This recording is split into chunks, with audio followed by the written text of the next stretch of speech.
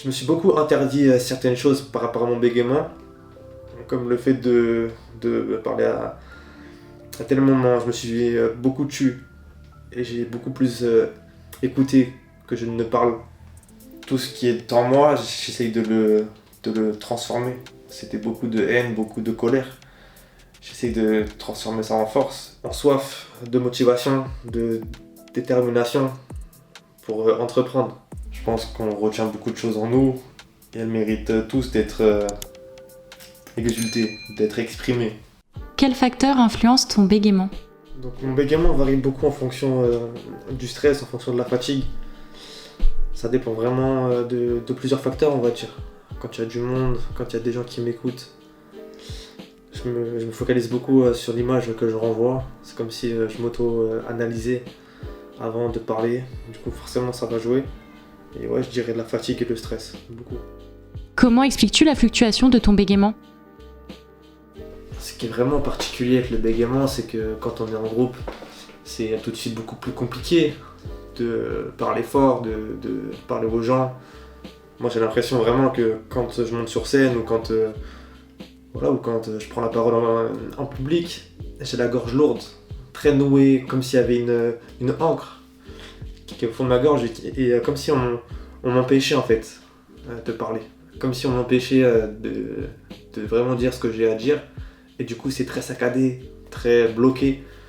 Et direct, quand je suis seul, c'est beaucoup plus lisse, beaucoup plus léger en fait. Je me sens mieux quand je suis seul pour parler. Donc comment expliquer que face à mon miroir ou face à ma glace, j'arrive à parler et qu'en groupe, c'est tout de suite beaucoup plus compliqué. Même certains chercheurs ou certains médecins ou même d'autres orthophonistes n'ont pas cette réponse parce que le bégaiement reste très complexe encore à l'heure actuelle. Et je pense qu'on n'explique pas le fait que pourquoi est-ce qu'en groupe, quand il y a du monde, c'est très compliqué. Et tout de suite, pourquoi est-ce que quand on est seul, c'est beaucoup plus simple. Et ça reste un vrai sujet. Qu'est-ce qui est le plus frustrant dans le bégaiement? Il y a des choses par rapport au bégaiement, on ne maîtrise pas tout en fait. Et même la science, même les gens qui ont étudié le bégaiement ne savent pas pourquoi, quand par exemple on est seul, les bègues ne bégayent pas forcément. C'est ça qui est vraiment troublant en fait, et vraiment frustrant. C'est que quand je peux être face à ma glace, face à mon miroir et que je vais réciter mon discours, je vais être je vais pas être le même on va dire parce que ça va être beaucoup plus fluide, ça va être beaucoup plus compréhensible et du coup c'est très frustrant parce que quand on monte sur scène on a l'impression qu'on a une corde serrée autour du cou alors que quand on est tout seul face à son miroir c'est tout de suite beaucoup plus fluide et c'est ça qui est vraiment frustrant en fait, c'est d'être face aux autres. Il doit y avoir un mécanisme qui est enclenché dans notre cerveau et qui tout de suite nous passe en mode bégayeur on va dire. Alors que quand on est seul, quand on est en confiance, on n'est pas la même personne. Et c'est ça qui est très frustrant parce qu'il n'y a pas vraiment de gros décalage entre quand je suis en groupe ou quand je suis seul. C'est vraiment une barrière, je pense, qui est mentale et qu'on ne maîtrise pas. C'est ça en fait qui est vraiment frustrant. L'origine du bégaiement selon toi? Donc je pense qu'il y a vraiment un dysfonctionnement dans le cerveau. C'est comme si c'était on-off. Et je dirais que le bégaiement, c'est un trouble de la communication seulement face aux autres. Parce que quand on est face à soi-même, on ne bégaye pas. Donc pourquoi le bégaiement reste encore sur certains points un mystère. Voilà. Moi je trouve qu'il y a certaines questions qui mériteraient d'être étudiées et peut-être qu'on ne sait pas maintenant et qu'on saura plus tard. Il y a certaines questions ou certaines réponses que personnellement j'attendais parce que j'essaye de ne plus attendre pour accepter en fait, pour accepter ce handicap, pour accepter la personne que je suis pleinement et essayer de vivre sans attendre, même si on attendra toujours que ce handicap parte, cesse et même disparaisse, parce que c'est des cicatrices qui restent, même si elles se voient pas, Ça a été très dur, on va dire, pour la confiance en soi. Beaucoup de doutes. Et je dirais que le bégaiement se met en route et se met en marche face aux autres.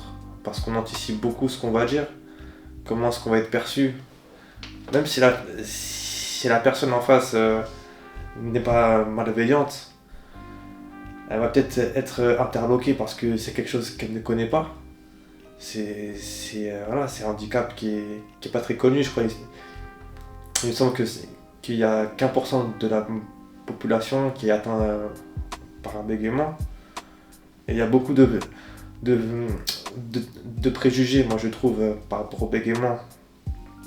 Car c'est associé à des personnes qui ne savent pas parler ou qui ne savent pas s'exprimer. Alors que derrière ce handicap, il y a beaucoup de gens qui ont beaucoup de choses à dire, je pense. Car c'est des gens qui se sont intériorisés et qui ont beaucoup gardé en eux ce qu'ils n'ont pas dit. Pourquoi perçois-tu l'autre comme une interférence à ta parole ? Je pense que face à l'autre, il doit y avoir un mécanisme dans le cerveau qui doit être en mode on-off, direct en auto-analyse, qui se met en route et qui fait que face à l'autre, on va bégayer, on va bloquer, on va être beaucoup plus tendu que si on est seul. Quand on est seul, moi je me sens beaucoup mieux, beaucoup plus tranquille, beaucoup plus sans stress. Jamais de stress quand je suis seul. Et direct, quand je dois parler à une personne, je vais anticiper. Je vais vraiment me mettre dans un délire où il faut que je parle comme ça. Où voilà, il y a tellement de choses en fait qui rentrent en compte. Et beaucoup une question de se percevoir de telle façon. Donc en fait on va s'auto-juger, s'auto-voir, s'auto-écouter quand on parle. Moi je m'écoute beaucoup quand je parle. Je fais attention à ce que je dis, ce que je bloque à tel moment. En fait je suis tout le temps dans l'auto-analyse de ce que je dis, de ce que je renvoie comme parole.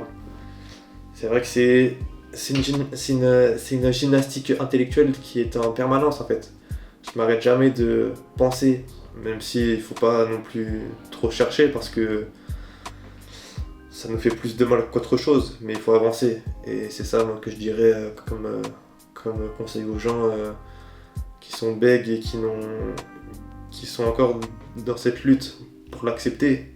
C'est qu'il faudrait éviter de se comparer. Je dis ça maintenant, mais c'était très dur pendant 23 ans. Et j'ai appris à moins apporter d'importance au regard que l'autre porte face à notre bégaiement. Parce qu'en fait, véritablement, peut-être qu'il s'en fiche. Peut-être que ça le marque et qu'il nous regarde avec des gros yeux parce qu'il ne connaît pas le bégaiement. Et aujourd'hui, il faut qu'on explique ce que c'est le bégaiement. Et il faut arriver à en tirer une certaine force d'acceptation, de résilience pour avancer. Parce que le bégaiement, ça ne nous empêche pas de faire les choses quotidiennes. Moi, je me suis beaucoup interdit de faire certaines choses. Je me suis beaucoup tué pour ne pas parler. Je me suis beaucoup empêché de parler face aux autres ou de prendre la parole plutôt.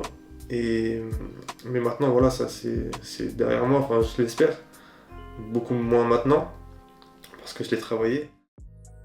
Quel message souhaites-tu adresser aux personnes en situation de handicap ? Qu'il faut en faire une force, que chaque différence, que tu sois bègue, que tu sois sourd, que tu sois autiste, que tu sois trisomique, c'est qu'il faut arriver à passer le cap, à en faire une force. Et voilà, que ça pousse à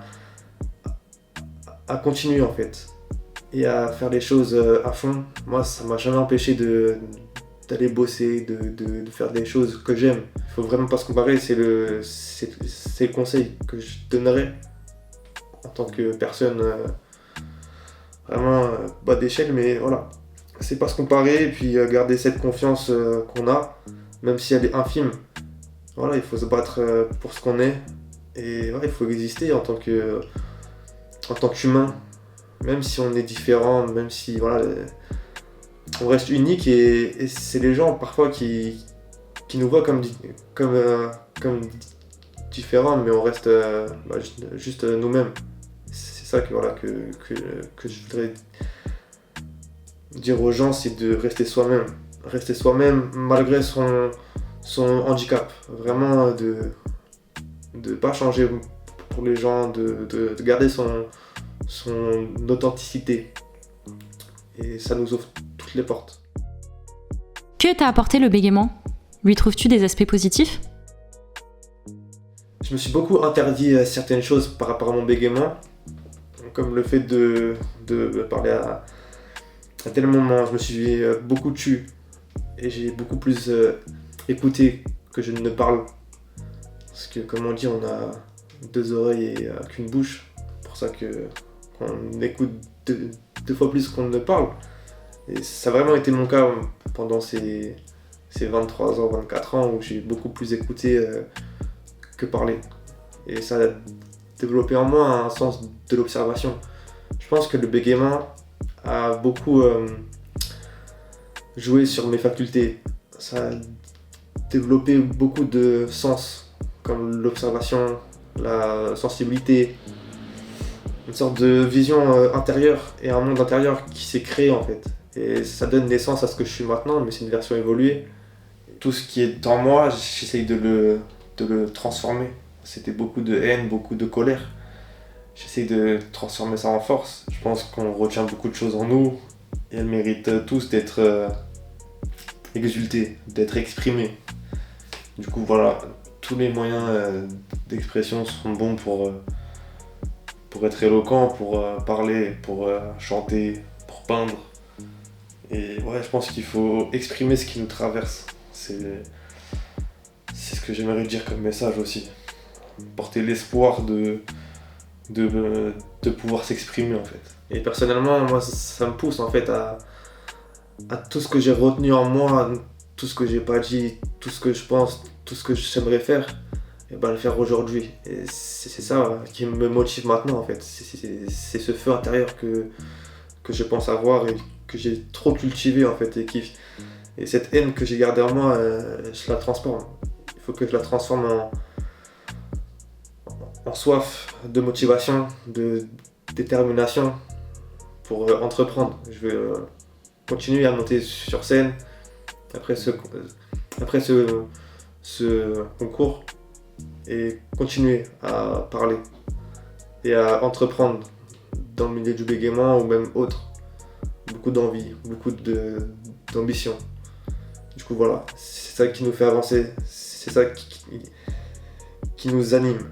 Je dirais ce qui nous fait mal nous anime aussi en fait. C'est ce qu'on a en nous, c'est ce feu intérieur qui nous pousse à pas lâcher et puis à faire de ce handicap une force pour aller de l'avant. Voilà.